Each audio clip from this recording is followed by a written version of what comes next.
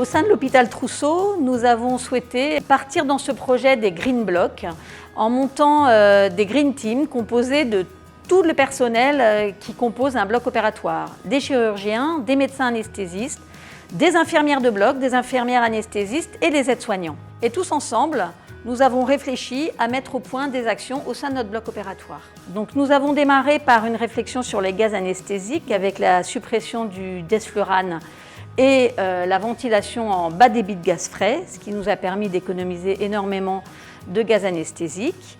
Puis nous avons eu toute une réflexion sur la gestion des déchets et nous avons institué plusieurs filières de recyclage des déchets, des filières métalliques avec le cuivre, l'inox et l'aluminium, ainsi que des filières plastiques et papier carton. La filière métal permet au sein des hôpitaux pédiatriques, par sa valorisation, de mettre en place des actions qui permettent de réduire l'anxiété des enfants avant le passage au bloc opératoire par la décoration du masque ou l'utilisation de tablettes avec des jeux. Par ailleurs, nous avons supprimé toutes les bouteilles plastiques avec l'acquisition de gourdes nominatives, des filières de vêtements tissus au bloc opératoire pour le personnel ainsi que pour les patients, l'utilisation de draps et d'alaises à usage multiple.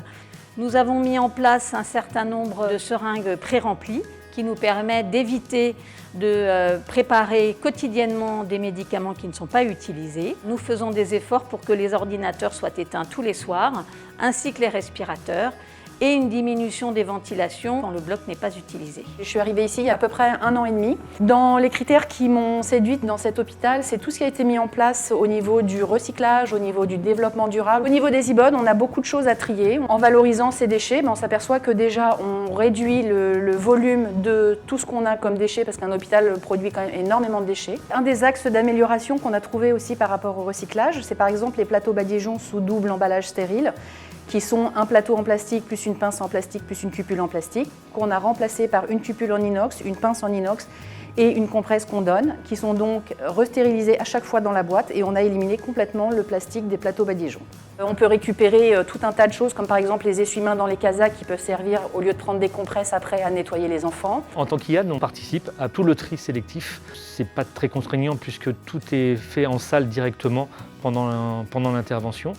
Et en fin de journée, il y a un deuxième tri pour voir s'il n'y a pas d'erreur. On trie les plastiques en fonction des logos. On est particulièrement concerné pour le plastique à Trousseau et dans les hôpitaux pédiatriques parce qu'on fonctionne avec l'association Les Bouchons de l'Espoir qui les réutilise pour faire des prothèses pour les enfants handicapés. Les thématiques de développement durable sont des thématiques qui tiennent particulièrement à cœur le personnel soignant, en particulier dans les blocs gros pourvoyeurs de déchets. Et il est important de proposer aux soignants de pouvoir s'engager dans ces thématiques de développement durable. Donc ce sont des vrais facteurs d'attractivité actuellement pour nos équipes soignantes.